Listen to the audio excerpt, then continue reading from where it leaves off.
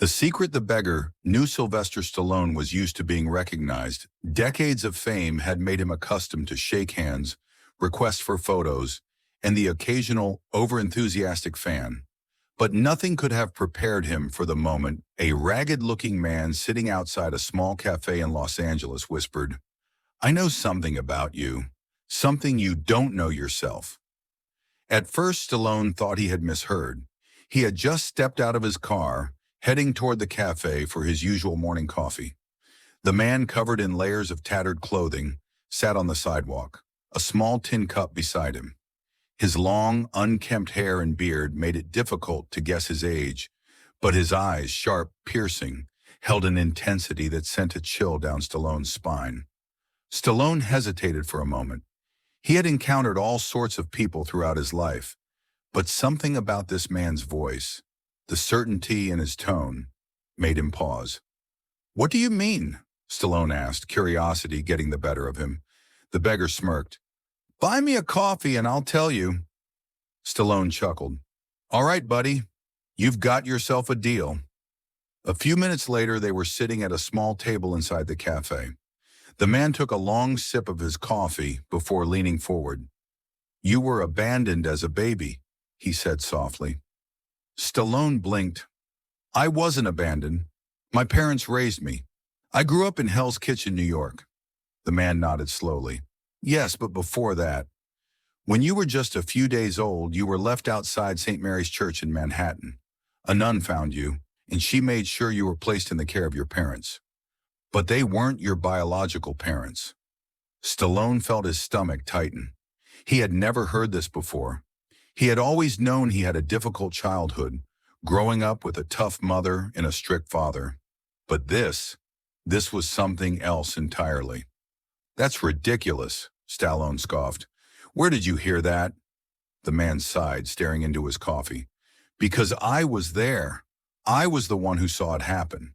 I was just a kid myself, but I never forgot. I remember a woman. She was crying, leaving you there, and then she was gone." A strange sensation crawled up Stallone's spine. "What's your name?" "Michael. Michael Donahue." The name meant nothing to Stallone, but the way Michael said it made him seem almost familiar.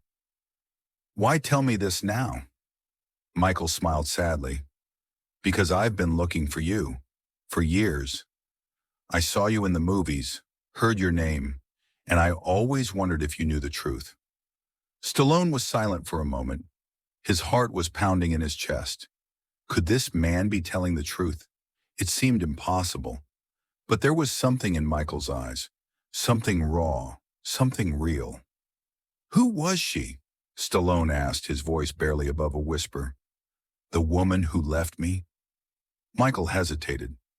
"I don't know. She was young, maybe 17 or 18. She had dark hair, and she was wearing a blue dress. That's all I remember." Stallone leaned back, exhaling slowly. He had spent his whole life believing he knew where he came from. But now everything felt uncertain. "How do I know you're not making this up?" he asked. Michael reached into his coat pocket and pulled out a small faded photograph. "This is the church, the night you were left there. I took this picture." Stallone's hand trembled as he took the photo. It was old, the edges curling.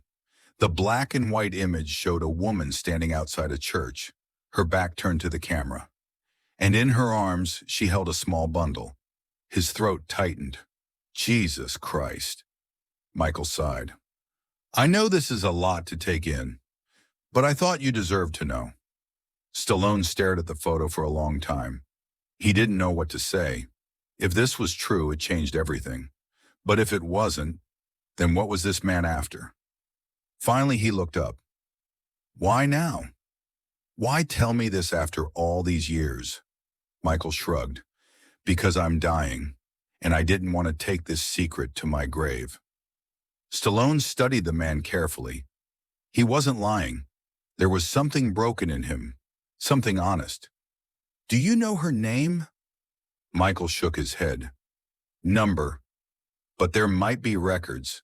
St. Mary's might have something. If you want to know the truth, that's where you should start. Stallone looked back down at the photograph. For the first time in his life, he wasn't sure who he really was. But one thing was certain. He had to find out.